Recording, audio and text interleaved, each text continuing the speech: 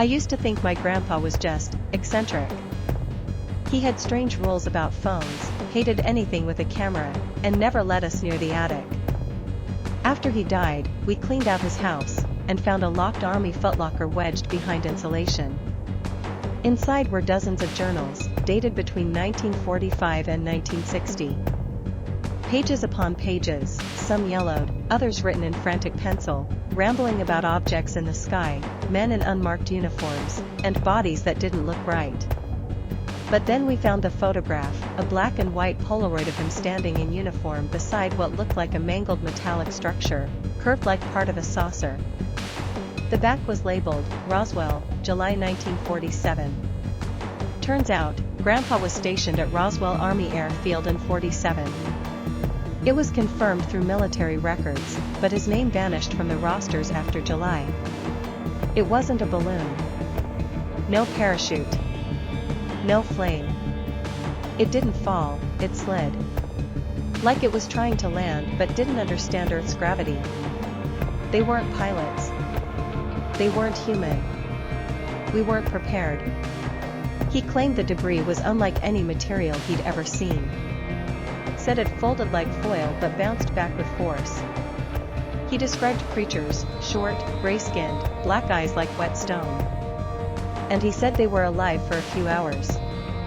2 days later, a general from DC arrived.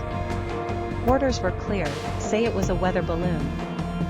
Anyone who talked would be reassigned to remote posts, Alaska, Greenland, or worse. Some, he claimed, simply disappeared. We cross-referenced his notes with the Project Blue Book archive that went public years later.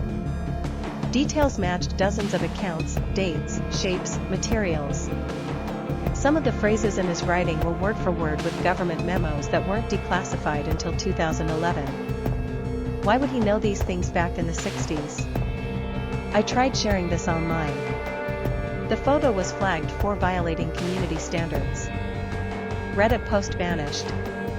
Email to a journalist friend bounced back. But here's the wildest part. A week after I posted, someone knocked on my door. A man in a suit. He didn't show ID, just said he was here about the estate. But my grandpa didn't have debts. He asked if we found anything unusual in the attic. Said he was collecting artifacts from veterans for a historical preservation project. I told him we found nothing. He nodded, smiled, and left.